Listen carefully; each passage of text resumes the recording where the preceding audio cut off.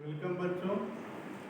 आज आप लोग पढ़ेंगे इवोल्यूशन, जो न्यू चैप्टर है जिसको आप जैव विकास कहते हैं। जैव विकास अर्थात जीवों में होने वाले क्रमिक विकास को जैव विकास कहते हैं। जैव विकास के संबंध में तीन वैज्ञानिकों का नाम सबसे अधिक प्रचलित है, जिनमें पहला लेमार्क,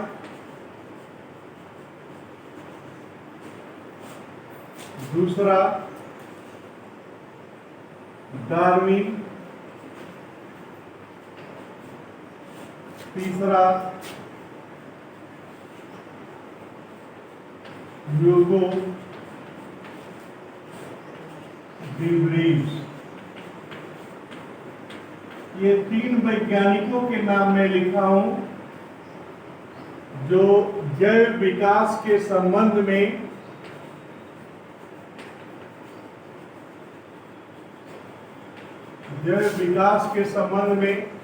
इन तीन वैज्ञानिकों का नाम सबसे अधिक प्रचलित है। और इन तीनों वैज्ञानिकों में भी सबसे अधिक प्रचलित नाम डार्विन का है, जिनका पूरा नाम है चार्ल्स डार्विन। इस स्थिति से कई बार यह पूछा जा चुका है ऑब्जेक्टिव टाइप कंपटीशन में कि जैव विकास के संबंध में किस वैज्ञानिक का नाम सबसे अधिक प्रचलित है, तो उसको आप डार्विन कहते हैं। लेकिन मैं आपको जैव विकास के संबंध में इन तीन वैज्ञानिकों द्वारा जो अलग अलग सिद्धांत प्रतिपादित किया गया उसको मैं एक एक करके आपको बताता हूं। पहले जो वैज्ञानिक हैं उनको हम लेमार्क, वाद, लेमार्क एक साइंटिस्ट है, वाद मतलब सिद्धांत। लेमार्क एक फ्रांसीसी वैज्ञानिक है जिन्होंने सन 1809 ईस्वी में एक पुस्तक प्रकाशित की। 1809 ईस्वी में एक पुस्तक प्रकाशित की जिसका नाम फिलॉसफी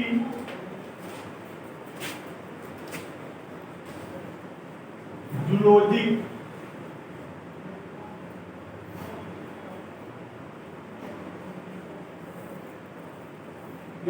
जूलॉजिक था। इस फिलॉसफी जूलॉजिक नामक पुस्तक में उन्होंने 4 नियम प्रतिपादित किए। जो 4 नियम प्रतिपादित किए, 4 नियम प्रतिपादित किए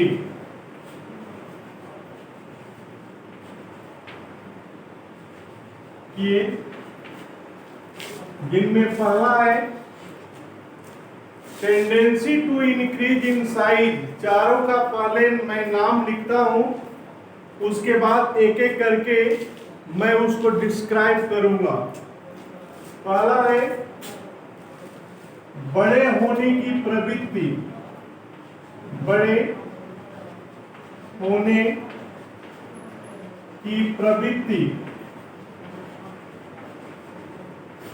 जिसको आप इंग्लिश में कहते हैं टेंडेंसी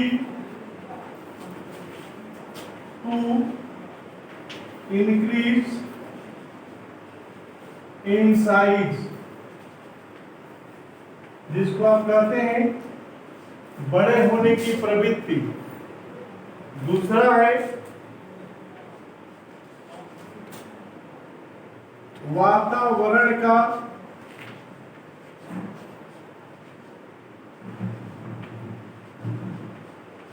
सीधा प्रभाव।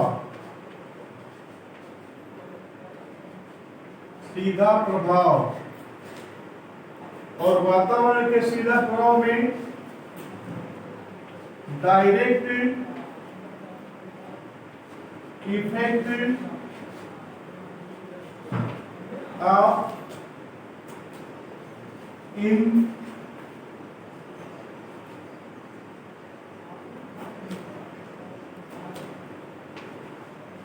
environment, तीसरा था अणुओं का प्रयोग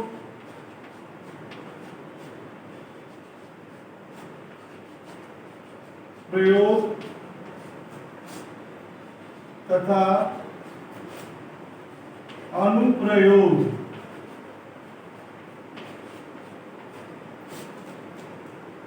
जिसको आप कहेंगे यूज्ड एंड डिसयूज्ड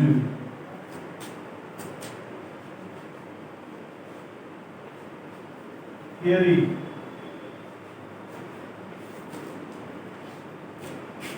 चौथा है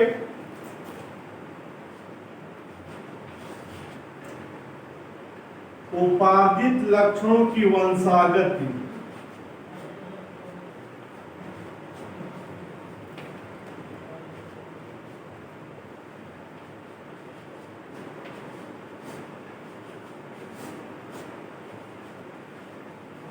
उपार्जित लक्षणों की वंशागति, इनहेरिटेंस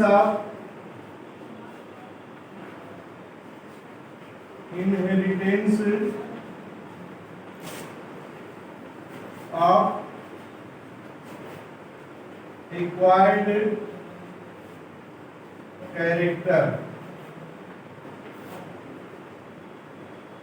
इस प्रकार से लेमार्क ने सन 1809 ईस्वी में एक पुस्तक प्रकाशित की जिसका नाम फिलॉसफी जूलॉजिक था, जिनके द्वारा उन्होंने 4 नियमों का प्रतिपादित किया।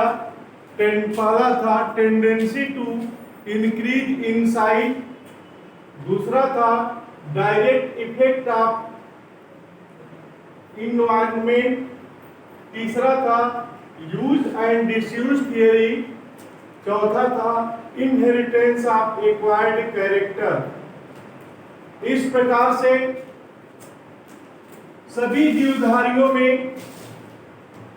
बड़े होने की प्रवृत्ति होती है, रही है और रहेगी, क्योंकि जब एक शिशु जन्म लेता है तो महज 2.5 से 3 केजी या 3.5 केजी का होता है, जिसका आयतन अर्थात लंबाई, चौड़ाई, ऊंचाई छोटा होता है, लेकिन उम्र बढ़ने के साथ साथ उसके आयतन में भी परिवर्तन होता है और उसके भार में भी परिवर्तन होता है। वह जंतु के रूप में आपने देखा, पौधों को आप देखते हैं कि जब एक पौधे की नर्सरी लगाते हैं तो वह पौधा महज इतने छोटा, लेकिन समय के साथ उनकी वृद्धि दर इतनी तीव्र होती है कि उनके लंबाई, चौड़ाई एवं ऊंचाई में परिवर्तन देखने को मिलता है और उनके भार में भी परिवर्तन होता है। इस प्रकार सभी जीवधारियों में बड़े होते रहने की प्रवृत्ति रही है और रहेगी। यह लेमार्कवाद का सिद्धांत कहता है। वातावरण का सीधा प्रभाव, हम सभी जीवधारियों पर वातावरण का सीधा प्रभाव पड़ता है। आप सभी जान सकते हैं, किसी पेरेंट के 2 संतान हैं, एक को ठंडे प्रदेशों में रख दिया जाए, एक को गर्म प्रदेशों में रख दिया जाए, तो जाहिर सी बात है ठंडे प्रदेशों में रहने वाले व्यक्ति की त्वचा गोरी होगी और गर्म प्रदेश में रहने वाले की त्वचा काली होगी। यह एक वातावरण का प्रभाव है। और वैसे भी आप देख सकते हैं, ठंडे प्रदेश में रहने वाले जो जंतु होते हैं उनके पूंछ, कर्ण, पल्लव आदि छोटे होते हैं ताकि ऊर्जा की हानि अधिकाधिक न हो सके। वहीं पर जो गर्म प्रदेश में रहने वाले जो जंतु होते हैं उनके पूंछ, कान, पाद या शरीर जो होता है उसका बड़ा होता है, जैसे कि हाथी को आप देख लीजिए, वह गर्म देश का वासी है जो इस स्थल का सबसे बड़ा जंतु माना जाता है। इस प्रकार से वह वातावरण का प्रभाव हम सभी जीवधारियों पर पड़ता है, चाहे वह पेड़ पौधे हो या हम सभी जंतु हों, क्योंकि क्लाइमेट के अनुसार, मौसम के परिवर्तन या ऋतु परिवर्तन के अनुसार हम अपने वस्त्र को धारण करते हैं। जो ही ठंड का मौसम आता है हम गर्म कपड़े पहनते हैं ताकि हमारे शरीर से ऊर्जा की हानि कम हो सके। इस प्रकार वातावरण का सीधा प्रभाव हम सभी जीवधारियों पर पड़ता है। अंगों का प्रयोग तथा अनुप्रयोग, आप जानते हैं जिस अंग का आप जितना अधिक प्रयोग करेंगे वह अंग उतना ही प्रबल और शक्तिशाली होगा। आप देख सकते हैं कि आप हमेशा जो दाहिने हाथ से लिखते हैं, अगर दाहिने हाथ से लिखने की आदत है तो दाहिने हाथ से लिखने की जो स्पीड है और जो राइटिंग है वह बाएं हाथ की अपेक्षा अधिक अच्छी होती है। उसी तरह से जो बाएं हाथ से ही लिखने की आदत डाले हुए हैं उनकी स्पीड और राइटिंग उनका दाहिने हाथ की अपेक्षा अच्छा माना जाता है। भगवान ने सबके पास दिमाग व बुद्धि व खोपड़ी दिया हुआ है। अब उस बुद्धि का प्रयोग करने या न करने के आधार पर बुद्धि प्रखर होती है। जो अपने दिमाग का इस्तेमाल जितना अधिक करता है उसकी बुद्धि उतनी ही प्रखर होती है, और जितना ही कम दिमाग का यूज करता है उतनी बुद्धि डल होती है। इस परिस्थिति में आप देख सकते हैं अंगों का प्रयोग तथा अनुप्रयोग में कि नियमित रूप से एक्सरसाइज करने वाले की जो मसिल्स हैं, जो पेशी हैं, वह न नियमित रूप से करने वाले की जो पेशियों से अधिकाधिक क्या होती हैं, शक्तिशाली होती हैं। इस परिस्थिति में आप इसको भली बात जानते हैं कि जिस अंग का जितना अधिक आप उपयोग करेंगे वह अंग उतना ही प्रबल, शक्तिशाली और सक्रिय होता है। ये जो चौथा है उपार्जित लक्षणों की वंशागति, इसका अर्थ इनहेरिटेंस ऑफ एक्वायर्ड कैरेक्टर। उपार्जित शब्द का शाब्दिक अर्थ है नए उत्पन्न होने वाले लक्षण। तो जो नया लक्षण उत्पन्न होता है वह अगले पीढ़ी में अपने आप वंशागत हो जाएगा। यही उपार्जित लक्षणों की वंशागति में इन्होंने समझाने का प्रयास किया। अगर हम बात करें तो मेंडल ने अपने प्रयोग को दो जंतुओं पर किया, जिसको आप कह सकते हैं ये लेमार्क का प्रयोग। लेमार्क का प्रयोग किन दो जंतुओं पर किया? पहला सर्पों पर,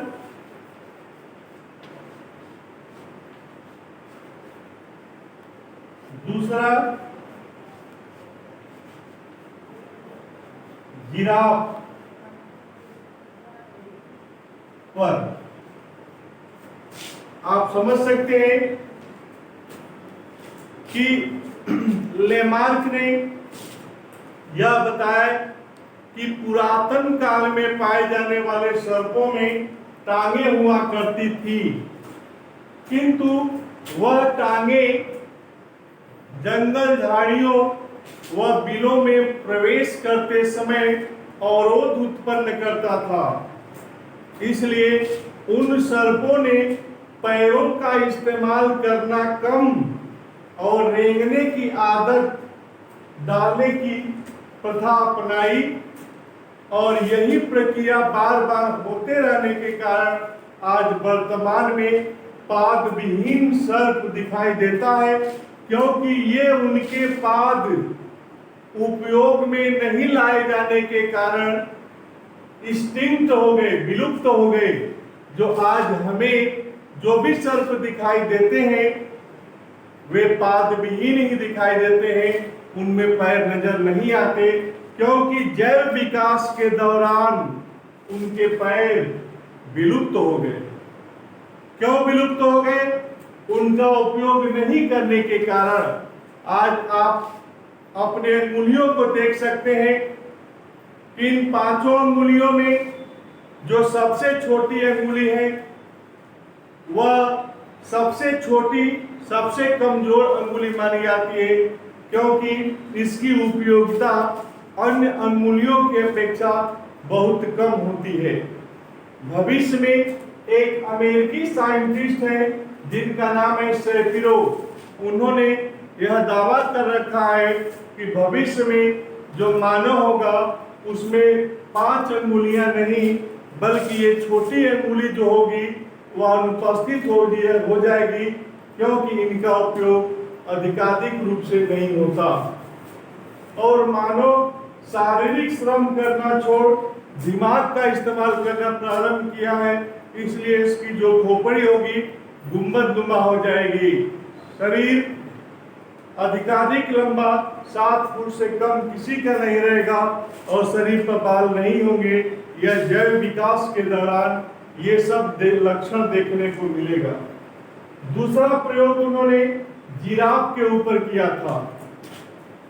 उनके अनुसार जो जिराफ थे सामान्य उनका कद काठी बकरियों जैसे थे, अर्थात अग्रपाद और पश्चपाद में बहुत बड़ा भेद नहीं था, क्योंकि उस समय धरातल पर घास फूस की अधिकता थी। उन्होंने घास फूसों को खा करके अपना जीवन निर्वाह करना प्रारंभ किया, लेकिन बाद में जनसंख्या वृद्धि होने के कारण भोजन के लिए आपस में संघर्ष हुआ और संघर्ष के दौरान जिसने भी संघर्ष करके अपने आप को जीवित रखा और जिसने संघर्ष के दौरान दम तोड़ दिया वे तो नष्ट हो गए, लेकिन संघर्ष करके जो अपने आप को जीवित रखे, अर्थात जब धरातल की घास फूस यह कमी पड़ी तो पेड़ों की टहनियों की पत्तियों तक जाने के लिए जिस जिराफ ने अपने गर्दन व अग्रपाद को उचकाकर पत्तियों तक पहुंचने का प्रयास किया, वह क्रम यही क्रिया बार बार होते रहने के कारण इन जिराफों में भी यह देखने को मिला कि इनकी गर्दन और उनकी गर्दन और अग्रपाद अधिकाधिक लंबे हो गए, जो पुरातन काल में पाए जाने वाले सामान्य बकरियों जैसे ये आज वर्तमान के जिराफ नहीं होते, क्योंकि जैव विकास के दौरान ये उनके गर्दन और अग्रपाद क्या हो गए, विकसित और बड़े हो गए, क्योंकि उन्होंने अंगों का प्रयोग तथा अनुप्रयोग बार बार उस अंग का प्रयोग किया और इस कारण ही उनके अग्रपाद और गर्दन अधिकाधिक लंबे हो गए और पुनः यही लक्षण अगले पीढ़ी में उनके संतानों में वंशागत हो जाते हैं।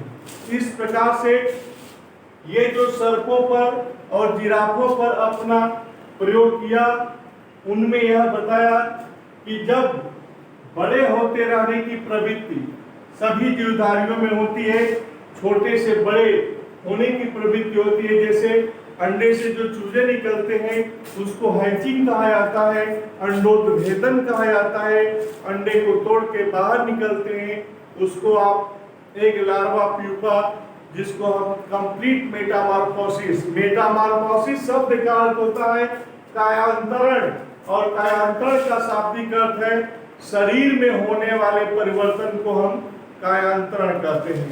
इस प्रकार सर्पों पर इन्होंने प्रयोग किया और लेमार्क वाद के 4 समर्थक भी थे। 4 समर्थकों में पहला जो समर्थक सबसे थे प्रभावी रूप से जेबी सुमनर थे, मैकडुगल थे, कैमरर थे और पेवलाव थे। ये 4 इनके समर्थक व चाटुकार यह समर्थक थे क्योंकि उस समय लेमार्क की इतनी अधिक प्रभावशाली वैज्ञानिकों में गिनती होती थी कि जो वे सही कहते या गलत कहते उसी को हामी भरने के लिए सभी तैयार हो जाते। तो 4 समर्थक वैज्ञानिकों में इसमें क्रमिक रूप से नाम आता है जेबी सुमनर, मैकडूगल, कैमरर और पैवलाव। जेबी सुमनर नामक वैज्ञानिक ने एक विशेष रास्ते से चूहों को आने जाने की ट्रेनिंग दी और बताया कि यह प्रशिक्षण देते देते इतना तय हो चुका कि आने वाले इनके जो संतान होंगे उनमें प्रशिक्षण नहीं देनी होगी और अपने आप उसी रास्ते से आते जाते रहेंगे। जो क्या यह सही है या सही नहीं? क्योंकि दूसरा जो वैज्ञानिक थे मैकडूगल, उन्होंने चूहे की दुम अर्थात उनकी पूंछ काटना शुरू कर दिया और पूंछ काटने के पश्चात यह बताया कि अब इनकी जो संतान पैदा होगी वह दुम कटी संतान पैदा होगी, जो ऐसा वास्तव में नहीं होता। क्योंकि आगे आप देखेंगे तीसरे वैज्ञानिक थे कैमरर, उन्होंने तो हद ही कर दी, क्योंकि अपने प्रयोगशाला में उन्होंने सैलामेंडर टोड पर अपना प्रयोग किया और बाहर से रंगा पदार्थ का लेपन कर दिया और वैज्ञानिक बिरादरी में यह झूठे अफवाह मचा दिया कि हमने भी यह प्रयोग किया कि यह परिवर्तन यह वातावरणीय परिवर्तन के अनुसार होता है, जो लेमार्क के कथन को यह बढ़ावा देता है। बाद में एक वैज्ञानिक किंग्सले नोबल थे जिनको प्रयोगशाला देखने का अवसर प्राप्त हुआ और कहा कि मैं आपके प्रयोगशाला को देखना चाहता हूं कैमरर महोदय। तो देखा कि उन्होंने बाहर से रंगा पदार्थ का लेपन कर दिया। जो ही उस सैलामेंडर कोट को टच किया त्यों ही उनके हाथ पर वह रंगा पदार्थ का यह लेपन चढ़ गया, जिसके कारण यह उनकी बहुत ही बदनामी हुई और अपने बदनामी होने के डर से उन्होंने अपने आप को सुसाइड भी कर लिया। ठीक इसी तरह से चौथे जो समर्थक थे लेमार्कवाद के पैवलाव थे। पैवलाव ने क्या किया, जब कभी भी भोजन देने की बात आती थी तो घंटी बजाकर कुत्तों को रोटियां दिखाकर देने की व्यवस्था अपनाई। अर्थात यह प्रशिक्षण बार बार करते रहने के कारण जब घंटी बजती तो सारे कुत्ते दुम हिलाते हुए उनके पास आ पहुंचते कि हमारे रोटी पाने का वक्त आ चुका है और हम क्यों नहीं इस समय जा करके रोटी के टुकड़े को पाले।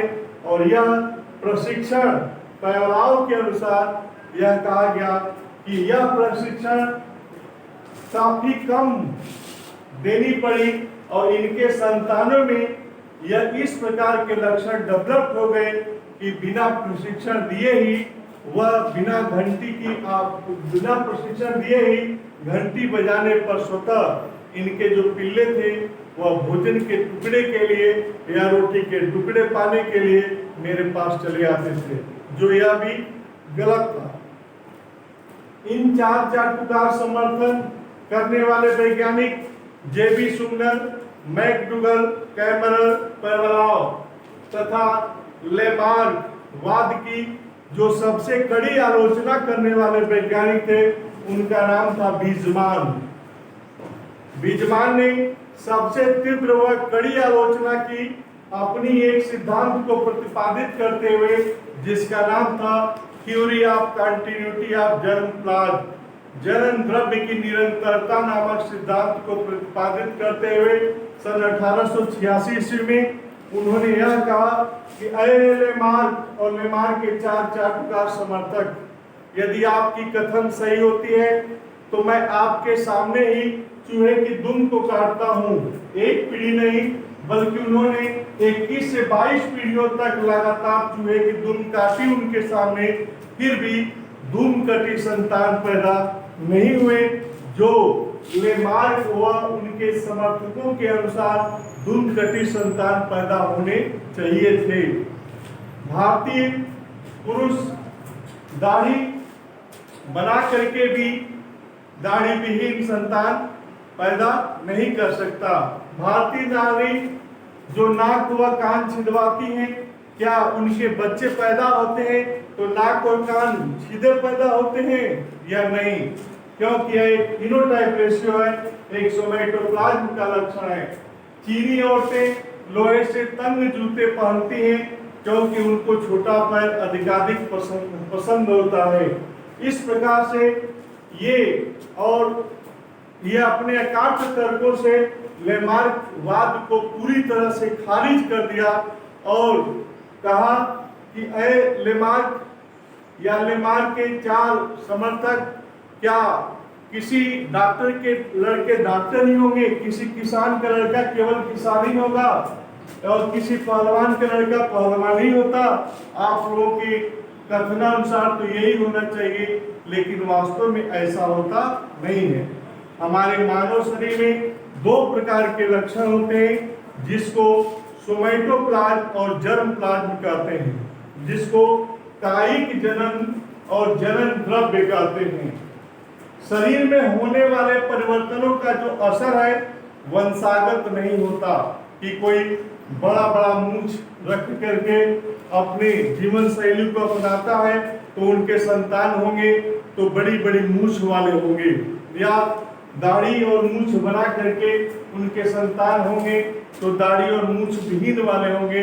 इस प्रकार से अनेकों तर्क दे करके अपने अकाट्य सिद्धांतों के द्वारा, जिसको आप जनन द्रव्य की निरंतरता नामक सिद्धांत कहते हैं, लेमार्क के समर्थकों के वाद को पूरी तरह से गलत साबित किया।